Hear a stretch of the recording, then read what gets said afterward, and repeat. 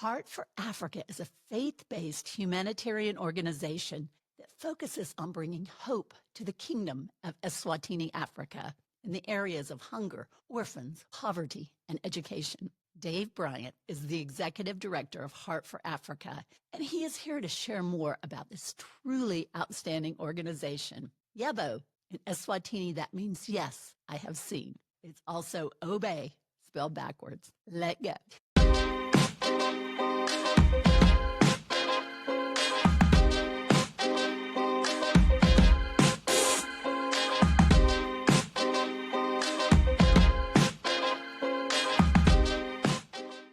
Well, David Bryant, welcome to Uncommon Philanthropist. Thank you so much, Rena. I'm delighted to be here. Well, it's fun that we're both coming from different parts of Alpharetta, but here to talk about Africa and the amazing ministry, Heart for Africa, that you are the director of. So thank you so much for your time. Well, listen, thank you for your personal support and commitment to supporting our mission and the opportunity to be able just to chat with you today more about Heart for Africa and our work in Eswatini. I'm thrilled to be able to share more of the story. I think you bring so much to the table in terms of your knowledge and Heart for Africa, but also your experience in the nonprofit space, which I think is really important to a lot of my listeners because we are profiling a number of nonprofits and want to help inspire and lift them and educate them as well. So lots to cover today. But first of all, I would love to learn a little bit more about your background, your personal background, if we can start there. Sure. I always chuckle when I hear that question because my mind immediately goes to the opening scenes of the movie The Jerk with Steve Martin talking about how he was born to a family of poor sharecroppers or something. So for some reason, that's always the visual image. But I come from a family of service-minded people. My father's a retired minister, and my mom was a Christian educator for years, an administrator. So I grew up in the church, serving in the church, grew up seeing missionaries, grew up seeing people who were kind of pouring themselves out into the community and the world around them. And so my brother and I chose career tracks that kind of reflected that as well. He's been a lifetime law enforcement officer, continues to serve in that capacity. And I began my career in the nonprofit industry back, gosh, it's been 30 plus years ago now. So we've both kind of been on that track ever since then. And I've always chuckled at the idea that nonprofits are organizations where they don't make any money. And, nonprofit is a tax status that allows organizations to receive charitable donations and to plow back, if you will, any profits or returns that they generate into mission. And at the end of the day, that's really the investment we're seeking to receive from people, is to ask them to invest in the work that we're doing and to see the human capital, the financial capital, and ultimately the programmatic objectives and outcomes be achieved through that work. That's so good. So you're a preacher's kid. I am. That's why it's scary to put me on this mic.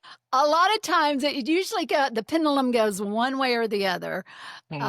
So it sounds like you swung the good There way. may have been some swings back and forth a few ways, but certainly I grew up with examples of service that were so meaningful to me, and it's a joy to be able to honor my parents' legacy by continuing to serve, and certainly in Christian ministry and being able to kind of fulfill what I think is a call upon my life. That's so good. And that's another one of the reasons of Uncommon Philanthropist. You grew up in a home where that was richly demonstrated, philanthropy, giving, service. Yes. My situation, I did not. I was not exposed to it, but I knew in my heart that it was something I needed to be doing. But those doors didn't seem to open where people were saying, let's go volunteer this weekend. Or have you heard about this organization doing amazing work with inner city kids? I mean, those conversations, I was just never exposed to that. So that's really part of the purpose of Uncommon Philanthropist, is just to invite people into that mindset of philanthropy, because it is transformative, not only for those that you are serving, but those. Right.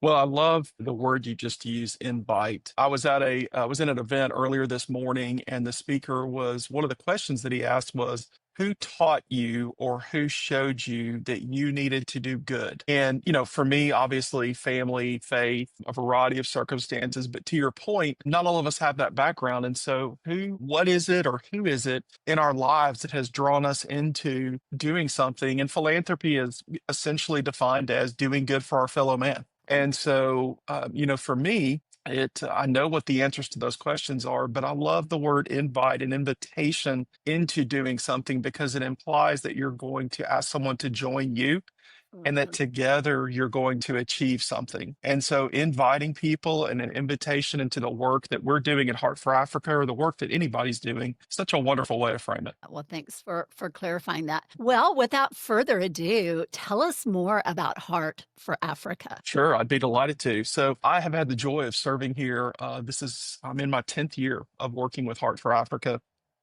And I've worked for some incredible organizations doing work in the homeless space, in the housing space for families in Appalachia, children and adults with disabilities, just a wide range of different organizations, all doing wonderful things. But I got connected to Heart for Africa, through a family relationship, and got to meet the founders, Janine and Ian Maxwell. And I know you know their story, Rena, but I just quickly was very captivated by the idea of a couple that was so successful from a business perspective. They obviously own the largest marketing firm in Canada, were extremely successful. As Janine will often describe it, they had the American dream in Canada: cars and houses and vacations. And then 9/11 happened. And for those who've read her story, or want to learn more about it, she was in New York City on 9/11. And Ian was on a plane somewhere between Chicago and Boston. And so, like so many others, that day kind of drove a stake into what their life was before and what their life became in the wake of that tragedy. And so, obviously, over the years, that became a pursuit of following God's plan and purpose for their lives in Africa, eventually settling in a small country that was then called Swaziland, which is now Eswatini. In the heart of Eswatini, Project Canaan is more than just land. It's a place where dreams are coming to life day by day. In 2012, we decided to take a big step and open a home for abandoned babies. Children who are often found in garbage dumps, hanging in plastic bags in the trees, and we bring them into our home. We give them a home. We give them a family. And part of the reason that they selected Swaziland was, at the time, and still had the highest HIV rate on the continent of Africa. There's nearly 30% of the population is HIV positive. And specifically, what that has created is, in a nation of about 1.2 million people, more than half are children who are either orphans or vulnerable children as a result of either not having a mother or father, living in some kind of other familial situation.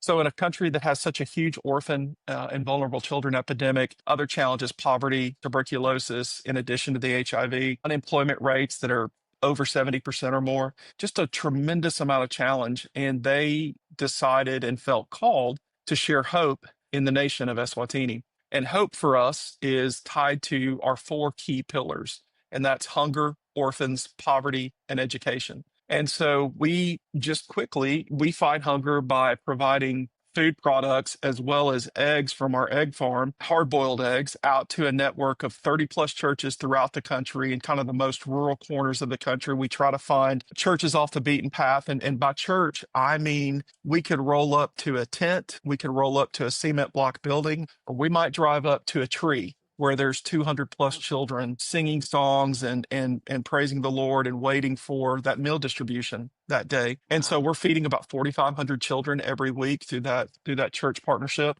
And for many, if not most of those children, that is the only meal that they're going to receive that day. We care for orphans and vulnerable children. As you know, Rena, we have a large 2,500 acre land development project in Eswatini called Project Canaan. We purchased that land in 2008. It was nothing but bush. We now have roads and electricity and water and homes, and I think 100 or more structures now. But we have built children's homes. So in 2012, we accepted our first child, whose name was Joshua, and we now have 437 children from just a couple of weeks old to 14 years old is our currently our oldest children. We are the only organization in the country that takes in children under the age of 2. So on average, we're receiving about 40 to 50 children every year.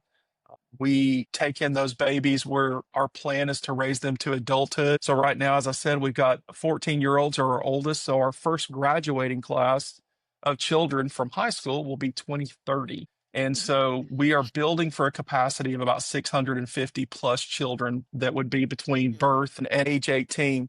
And in terms of poverty, we employ probably around 500 men and women from the 2 communities around us. And they're very poor, very rural communities. And we have a multitude of different businesses and departments on Project Canaan. We have a woodworking shop that builds all the furniture for our children's homes and other areas. It also supplies wood products for our Kutzala artisans, such as charcuterie boards and chessboards and a lot of amazing merchandise. We have an automotive training center called Lasito Project. So that is actually training men and women to be mechanics, welders, body shop operators. They call that panel beating in Eswatini. But it also is an opportunity for us to effect repairs and take care of our own vehicle fleet. We have farm equipment, we have tractors, we have big trucks, we have school buses. So it's an incredible opportunity to continue to benefit the organization. But all of that poverty initiative is designed with a couple of different things in mind. One is to provide employment. One is to create an opportunity for families to care for the children or the adults that may be dependent upon them. The economic impact of Project Cane is significant. So we know that on average, for every employee that works for us, they are caring for up to 7 other individuals on their homestead. So the economic impact is there's more than 3,000 something people who are benefiting from employment at Project Canaan every single day. And just as an aside, and we can talk a little bit more about sustainability, but all of our businesses are designed to help us offset operational expenses, to generate revenue for the organization, to provide employment now for adults, but also in the future for our children. And we'll dive into sustainability a little bit more. But then the education piece of it, self-evident, we're raising children. Children need an education. They need a good school. So Project Canaan Academy is a fully certified, accredited by the Independent African Schools Association. And we have about 360 kids in school right now. And we have a school that goes from pre-K through grade 7, and we're actually right now building our high school, which will be a grade 8 through grade 12 high school. I think it's going to be one of the most innovative schools in the country. The plans look amazing, and I'm so excited to see that first graduating class in 2030. I will have been with the organization almost 15 years at that point, and I want to celebrate with these kids that I've seen Let's go. be raised from 3 or 4 years old. So hunger, orphans, poverty education is kind of our framework. Everything we do is built on achieving outcomes and sustainability in those categories. That is just tremendous. So help me understand what Eswatini is like. Help me understand kind of the feel of the land and Mm-hmm. like when you walk onto the campus, when you go into the school, what do you see in the children and kind of the whole spirit of Yeah. the ministry? If you can just help us understand more about that. Well, I want to paint 2 very different pictures. So if you were to travel throughout Eswatini, you are going to find that Swazis are a warm, friendly people, but they are a people without hope. I mean, if you're living in the country or throughout the countryside, there's no jobs, there's no food, there's no hope, there's no future. As a matter of fact, getting a Swazi to think about tomorrow, I'm not even certain there's a word in Siswati for tomorrow. Swazis think about yesterday and today. And so it's a beautiful country, mountainous, kind of a subtropical climate. Their primary export is sugarcane. There's a lot of tourism from South Africa and other sub-Saharan African countries, as well as from parts of Europe. So absolutely love traveling there. But when you leave Eswatini and travel onto Project Canaan, there is a discernible difference. Now, as a person of faith, I'm going to claim that difference is the Holy Spirit and the love that we are able to bear for one another and what the Lord has blessed us to do at Project Canaan. But I've had a lot of people who don't have any kind of faith or who may practice Buddhism or other faiths, and they'll step onto Project Canaan and they'll make the same comment. It's like the faces of the children here, their eyes, their smiles, the laughter, there's just something different. And I can't quite name it. And I'm like, I know what it is, but our children, we've raised these children from infancy. They're smart, They're capable, they're inquisitive, they're very curious. They want to know real things. They want to have real relationship. They're courageous. I look and I see what the future of the nation can be with a legacy of children who will grow into leaders in their families, leaders in their communities, leaders amongst each other, but most of all, just really strong, decisive, empowered young men and women who are going to be on fire for the Lord, but also following what God's plan and purpose is for their life in their country. It's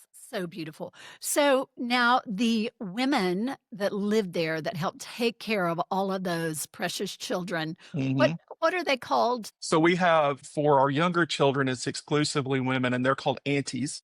The aunties. We do have male caretakers for our older boys, and they are referred to as either Bhuti, Bhuti, which means brother, or uncle, which actually this is Swati word for uncle is Malume, because one of my favorite experiences when I arrive at Project Canaan is either arriving at the toddler home and, 43, 2-year-old running across this grassy lawn to scream and, hug you.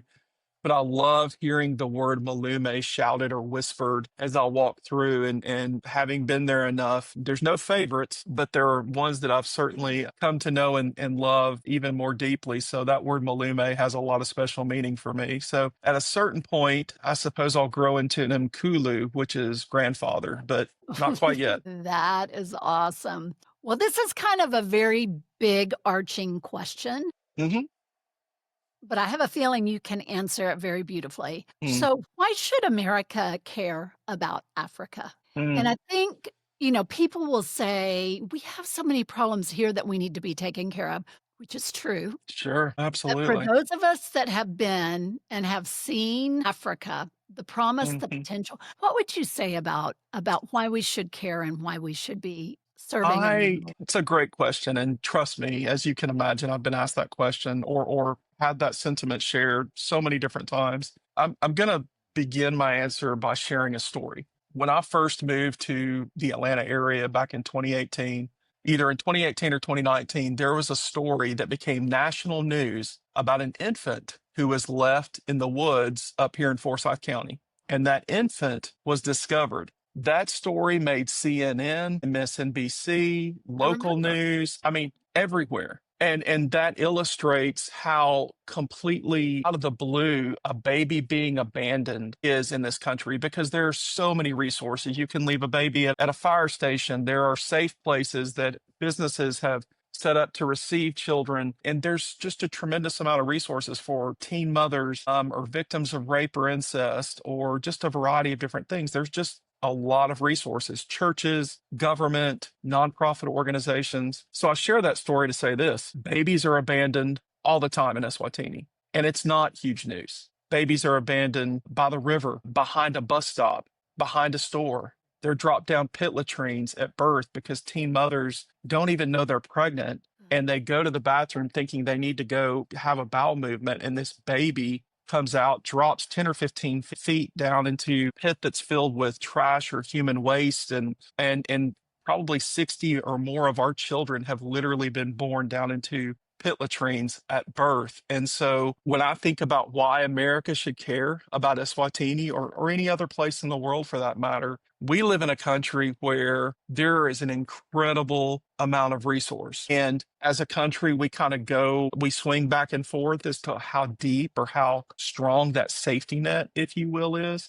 But if someone needs something in this country, there are so many different resources available. There's strong social nets, strong safety nets, educational resources. And so when a teen mother is raped in Eswatini, which is very common, a lot of our pregnancies happen as a result of that mother has nowhere to go. And as a matter of fact, because it's now against the law to have sex with a child, oftentimes that mother, once she's pregnant, there will be a need for law enforcement to intervene or for social welfare to intervene and take that child because that child's DNA evidence of a crime. And the grandfather or uncle or the other male, whoever that is that raped that teenage girl, will want to get rid of that child because that's evidence that a crime was committed. Yeah. And so I would just say the stakes of human life are so much greater there. this is a country with very little resource.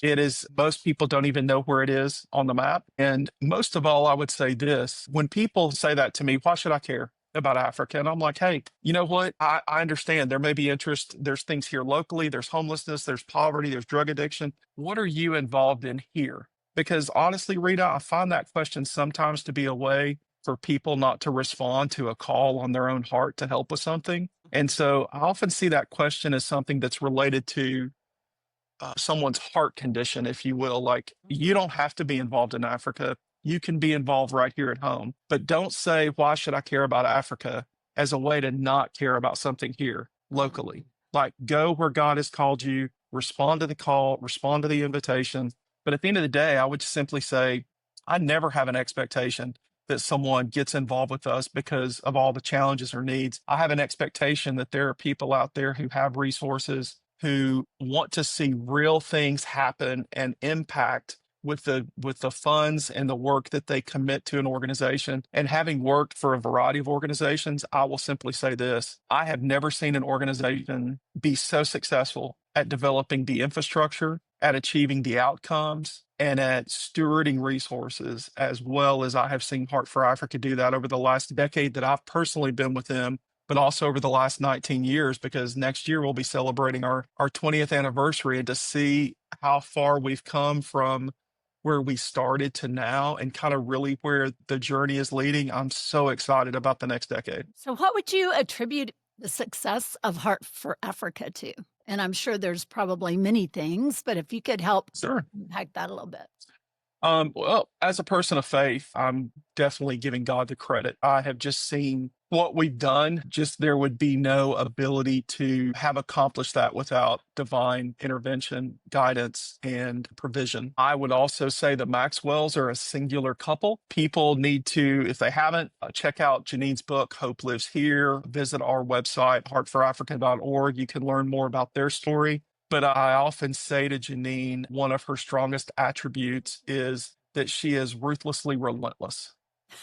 And The I think four. that God called the two of them to this work because he knew that there would be enormous challenges that they would have to overcome. And they are perfectly knitted together. The gifting that they each have is such a true complement to the other. And so his operational experience, wisdom, and spiritual depth, her passion, her mother's heart, and her absolute refusal to accept something that can't be better or could be made better, I think has contributed to it. And we've had fellow ministries from all over the world visit us, and one of the things that I've heard on a repetitive basis is, we've been doing something similar. We're caring for children, or we've got a school, or we've got a farm, in somewhere in South America or elsewhere in Africa. And we've been doing it for 50 years, and we haven't accomplished anywhere near what you have. And so I think, the Maxwells, and certainly what God has done, but thirdly, and just as importantly, our donors. I mean, our partners, our supporters, our volunteers, the way that people have risen up in response to the opportunities and the invitation, as we talked about, has just been nothing short of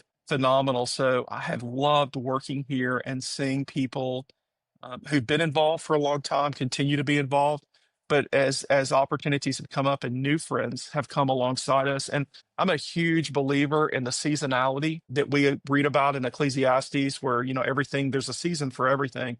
And I'm a big believer that all of us are called to something for a particular season, and it may be our lifetime, it may be a short period of time, but there's a reason we're called into that. And so those are the three factors, in my opinion, that have been certainly on the U.S. side of things. On the Project Canaan side of things, our employees, we've got just an incredible team, a leadership team that's made up of Africans, Swazis, Kenyans, Zimbabweans, and I'm delighted to see that continue to grow and develop. And I believe that our long-term success is going to be tied to the children that we're raising, who are going to become the leaders of Project Canaan at some point. I know that amongst that group of children, I'm already seeing leadership qualities, caring, compassion, empathy, decisiveness. And sometimes I see those leadership qualities used for good or bad. There's some mischievous kids there, but I think that they're just going to be absolutely incredible one day. I haven't had a chance to visit Eswatini yet, and it is my hope that that happens one day soon. But in visiting kind of a similar project in Tanzania. The first time I went, I was just struck by the African children, about how Mm, precious and how special they are and how engaged they are with their mm, learning, and they're mhm, free of devices and a lot of the burdens that our American children have. And I just wasn't expecting just the joy and the love mm, that came at me. And as their society evolves, it's like, I just want to protect them from that, because I think our children have suffered because of, mm. I don't know if it's technology or I don't know what, but I think it's a you've lot seen of the things. difference, right, Yeah, David? I don't even think it's just the children. I think it's Africans in general, and I one of the things that I often experience is that I just think more clearly when I'm in Eswatini. Part of that is there isn't the distraction. Americans, and America, and the West in general, it's just noisy. And Yeah. I don't mean just exterior noise. I mean in our heads, the things around us. There's so many opportunities, and I think this is a tool of the enemy. If you keep people distracted, they can't accomplish anything. And Mhm. so I think with our children, certainly the lack of devices and electronics and is a big factor in keeping them focused. But the flip side of it is there is such a sense of joy and happiness, and like I when I'm there, honestly, spending time with our children kind of feels like the sun shining on me.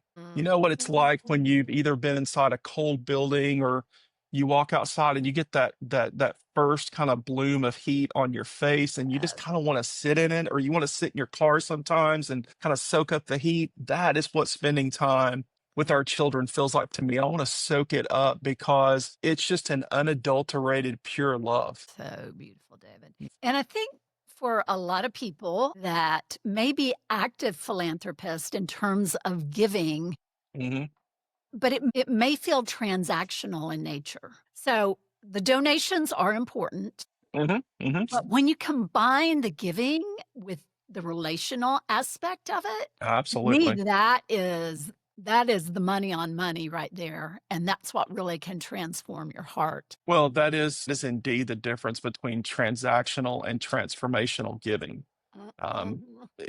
Part of I've had many people over the years, like, it must be really hard to be a fundraiser. I bet, like, I can't even imagine asking for money. And there are circumstances and situations in which every job has its challenges, and certainly this job has them as well. There is nothing more gratifying as a fundraiser and as someone who's spent 30 years in the development arena, seeing the joy and the transformation that takes place in the heart of a donor who, when their generosity is unlocked and they start to see what their giving is doing, their prayers, their financial support, their love. My job at the end of the day is to get a donor as close to the work and the outcome of that giving as possible, whether it's money, time, prayer, whatever. I've always considered my job is I got to get you as close to what we're doing as possible. So that's at the end of the day, I don't think my job is asking for money. I think my job is inviting people to consider how God would have them be involved with something and then let the Holy Spirit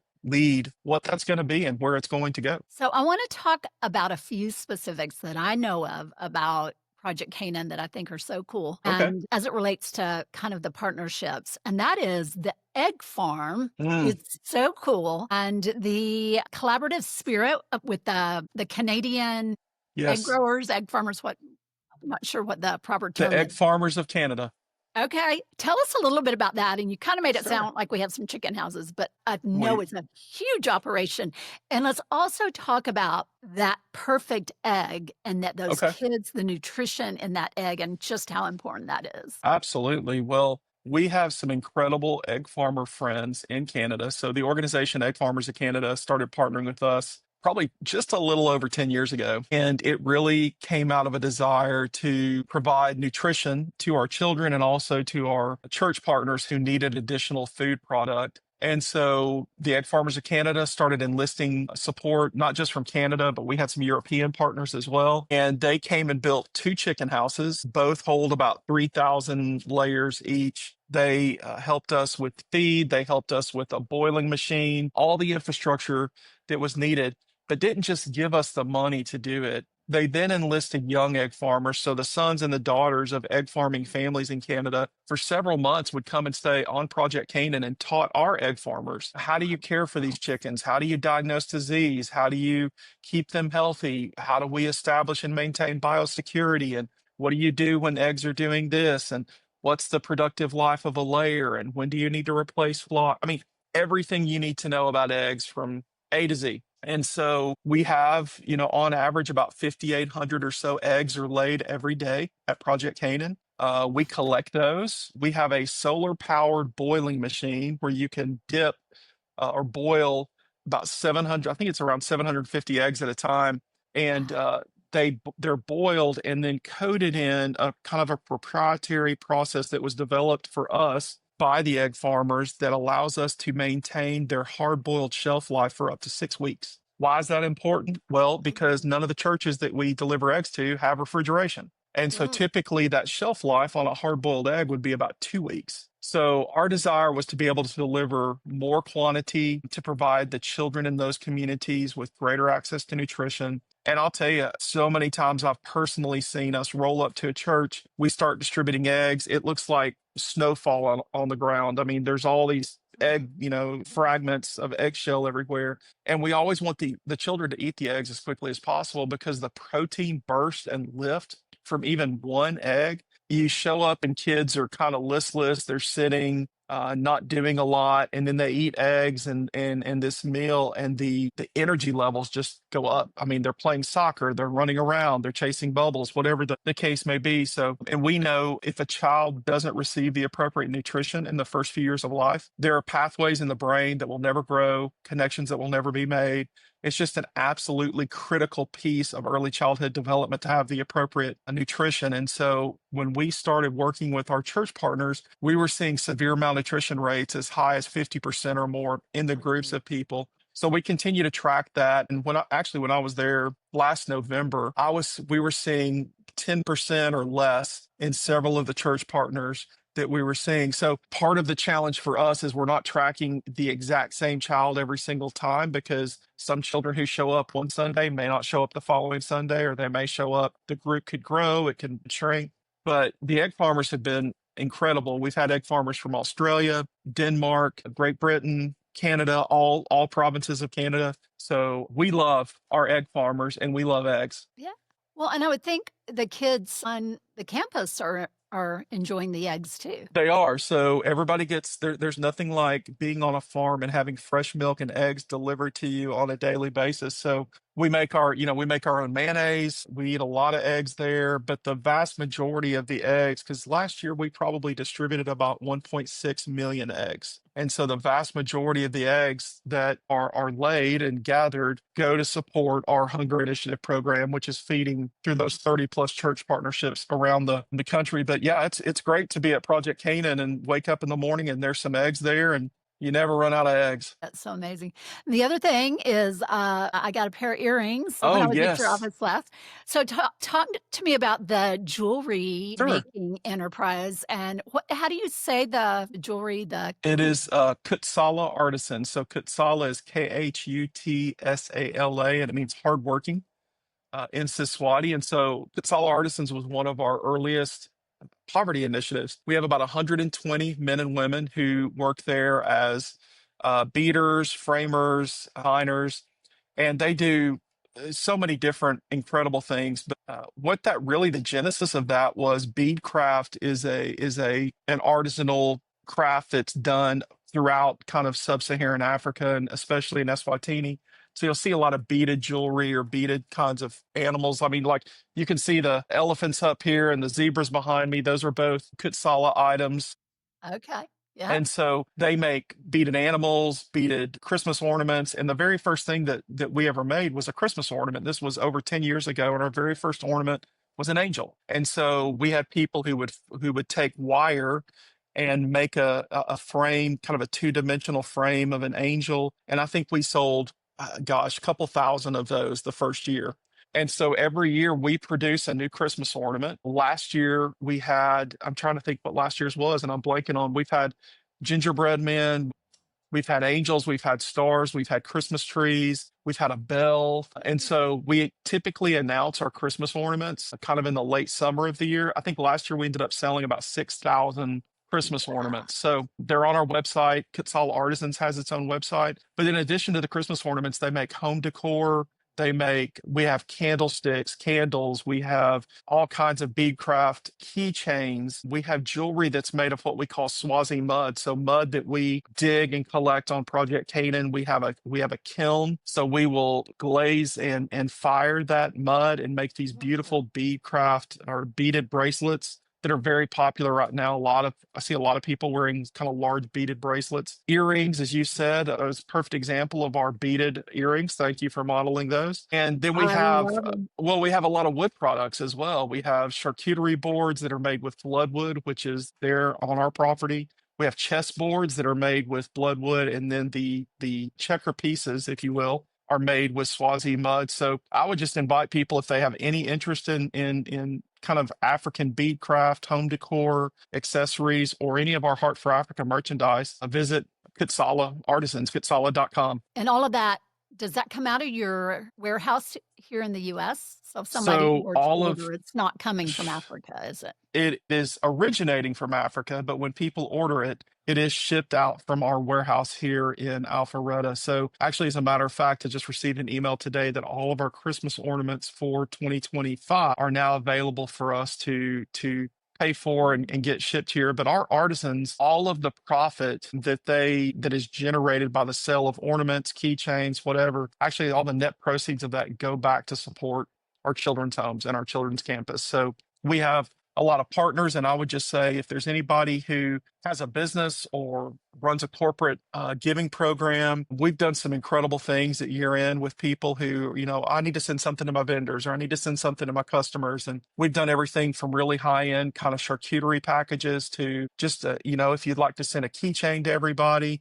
And the great thing about it is it's money you're going to spend anyway, because you want to share with your customers, but then getting to tell them what that actually means and what it allows for: a job in someone's life, food on someone's table, the ability to put electricity into a home, or to pay for a child's school uniform, and ultimately to support the work of Heart for Africa and our caring for orphans and vulnerable children. It's just a really incredible way to partner with us as well. There's so many different ways people can partner with the organization. Okay, well, perfect transition to let's talk specifically about some of the ways people can get involved.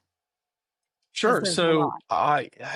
gosh, let's talk with volunteering first. So we have a couple different things that have just happened recently. We had a backpack packing event where people are filling backpacks with supplies. We had a Christmas card writing meeting last Friday where we just asked people, and we're doing this kind of one Friday every month, just writing Christmas cards to our kids, messages of love and encouragement and Christmas greetings. We have a big drive every year called our Amazon Diaper Drive. You can literally just shop from your home on our Amazon registry for diapers, wipes, stool supplies. We have different events throughout the year.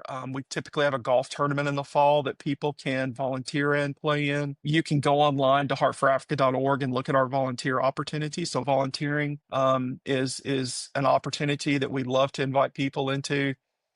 Praying for the organization. If you're a person of faith, prayer is it's just our absolute greatest weapon. I often say to people, this came to me a couple of years back. I was going through some things, and I said something about, at the end of the day, all you can do is pray. And it kind of really, like, the Holy Spirit really convicted me about that statement. All you can do is pray. Like, that's literally the thing we need to do. And somehow we sometimes treat it as the last resort that we have is to pray. And so I just always ask, if you are a follower of Jesus, pray for us. Pray for protection, pray for provision, pray for us to have wisdom, pray for us to have courage, pray for us to be sensitive to opportunities and to relationships, and that we walk through the doors that God has opened and that we don't bang too hard on doors that close. Pray for us to continue to be faithful to the mission and the call that we have as an organization. And then giving. There's a lot of different ways to support the organization financially, from cash to stocks to assets to donation of time, donation of sponsorship. just a variety of different things. And whether that's as a monthly child sponsor or a monthly just supporter, kind of a sustaining partner, technical support. Sometimes everything we've done, back to the egg farmers conversation, we're not experts. We're not experts in the dairy. We're not experts in vanilla. We're not experts in mechanics. So we've had incredible partners, UPS, Mercy Tech Ministries, Egg Farmers of Canada, Rotary International has been a tremendous supporter. And there have been local clubs, including Alpharetta, that I know that you're a part of, Yeah. that have supported our initiatives. I myself am a Rotarian, and our Rotary Club of North Fulton has led on several global grants for us. So I would just say, if you're interested in learning more about the organization, visit our website.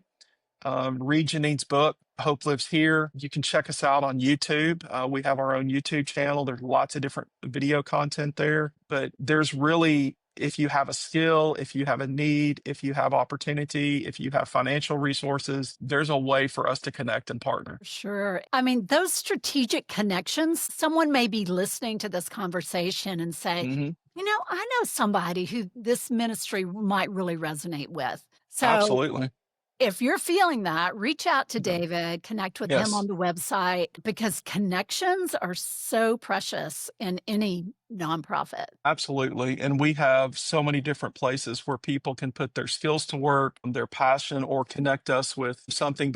And then the other thing I didn't even mention is we do trips. You and I are talking about coming on a A trip, big and one.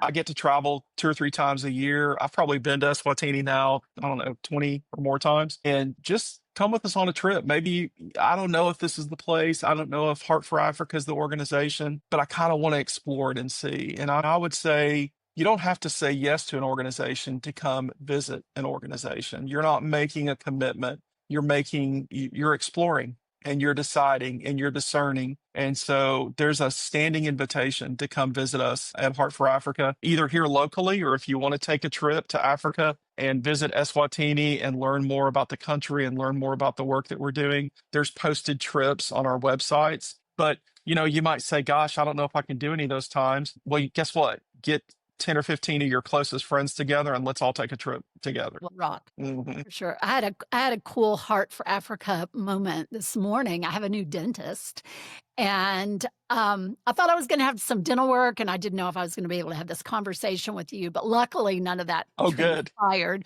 And I mentioned to him that, I had a podcast interview, and he goes, "Who with?" And I said, "The director of Heart for Africa." And his eyes lit up, and he goes, I'm supporting somebody who's going on a trip to Heart for Africa. Oh my goodness. So I think it was really cool validation that we shared that connection, and that, So Well, we have great job being out dentists. there. Well, we have dentists who have gone on trips and done dental clinics there. I myself was at my dentist earlier in the week, and they have long supported us by doing an underwear and sock drive for our children every year. Fun. Just spoke with an endodontist in Alpharetta just last week about planning a dental trip. So just another example. There's so many different ways that people can serve, and they might not be the goer, but they might be the sender. So hearing that they're supporting someone going, and I love how God orchestrates those opportunities and connections for us to hear similarities and things that we share. And visit their website. What's the website, David? It is www.heartforafrica.org. Yeah, sign up for the newsletter, follow them on social media, tune in, subscribe to the YouTube channel. A lot going on, a lot of ways to serve and just get connected. I can vouch for the organization. It's very, not high pressure. It's just a very comfortable place to lend your heart to. So in closing, the tagline for Uncommon Philanthropist is "Let Go." So I would love your take on let go. What does that mean to you? If you can give me like a rousing let go, how would you say that? Yeah. And then growing up in church, I've often heard let go followed by let God. And so I would close with what I would say the Swazi equivalent of that is in Siswati, which is the language that Swazis speak in addition to English, the native language. There's a word that's it's called Yebo, Yebo.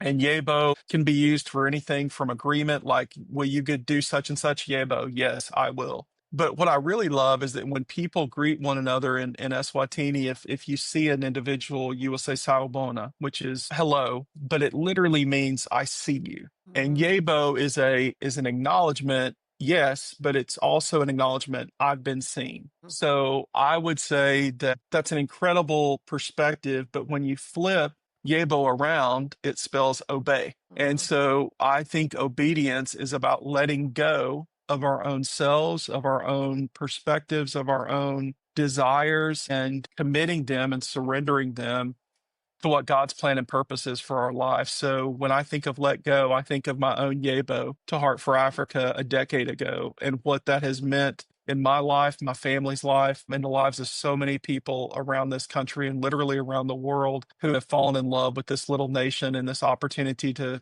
fight hunger, care for orphans, decrease poverty, and provide education through the work of Heart for Africa. So I would say, let go. There you go. David, that was fantastic. Thank you so much for your time and for all you're doing for those amazing children in Uh, Eswatini and the donor community, all those who know and love Heart for Africa. It is just such a delight to get to know you, and we will see you you at too. Rotary. Thank you. I look forward to it, Rena. And thank you again for the opportunity to share with your community. And I look forward to seeing you soon. Okay. Let go. Take care. All right. Bye bye. Let go. Let go.